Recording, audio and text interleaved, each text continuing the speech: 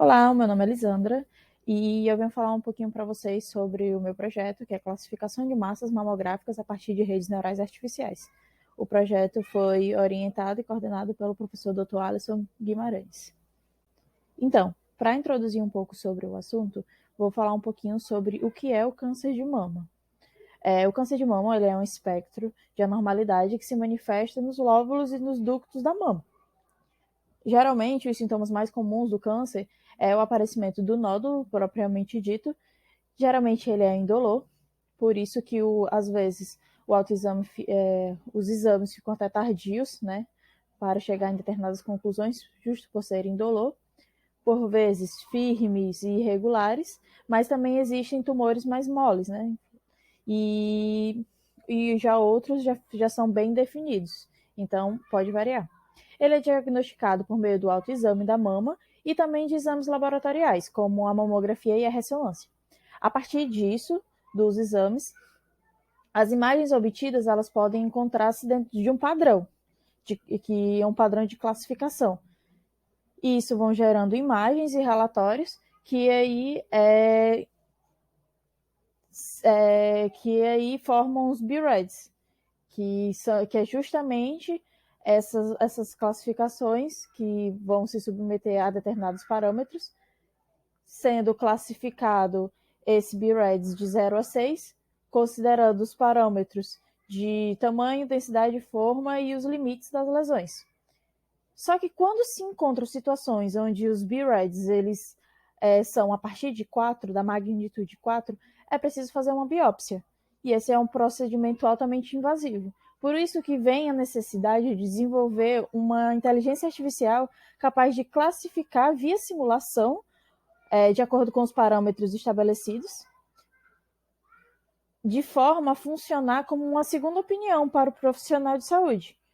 Então, por conta dessa problemática, escolhemos a RNA por regressão logística pela característica dela de definir uma variável de saída, no caso, ser benigno ou maligno, de acordo com os BREDs, e depois verificar a influência de uma ou mais variáveis ditas independentes, que no caso são os parâmetros do BREDs, tamanho, densidade, forma e limites das lesões. A metodologia utilizada. Fizemos revisão bibliográfica sobre redes neurais artificiais, até chegar à conclusão de que a regressão logística seria a melhor aplicada. Desenvolvemos a rede neural artificial, obteve-se os dados a partir do repositório de aprendizagem de máquinas, está dito no slide, que é o CI, Repository of Machine, perdão em inglês. Análise do comportamento da inteligência artificial perante as variáveis que os parâmetros que foram estabelecidos pelos BREDs, verificação das correções dos dados faltosos, coleta de dados a partir do repositório de bases de dados de aprendizagem de máquina da universidade, e o pré-processamento de dados, que foi exatamente o preenchimento de dados com falhas. Resultados de discussão. A RNA, por regressão logística, foi de fato a escolha adequada para o projeto por ter conseguido atingir percentuais satisfatórios que serão mostrados a seguir, atingindo uma margem de acerto de 78% a 86%, variando os parâmetros e a semente fixada, os parâmetros que nós utilizamos para a RNA, não os parâmetros dos BREDs. Então, a margem de erro, a quantidade de dados que foram submetidos para treinamento, enfim. Essa figura que vocês estão vendo mostra o comportamento das épocas de acordo com os 958 perfis de pacientes que nós conseguimos obter os dados a partir do repositório. E dessa quantidade, 958, haviam 172 dados que possuíam algum dado faltoso, ou seja, havia alguma lacuna dentre aqueles parâmetros que foi anteriormente dito. E nisso precisou fazer a normalização dos dados. Foi utilizada uma das técnicas de data mining, inserindo padrões de preenchimento de lacunas com base na média dos parâmetros. O algoritmo ele se tornou eficaz à medida que a curva ela converge constante no número de épocas e reduz o vetor gradiente da função.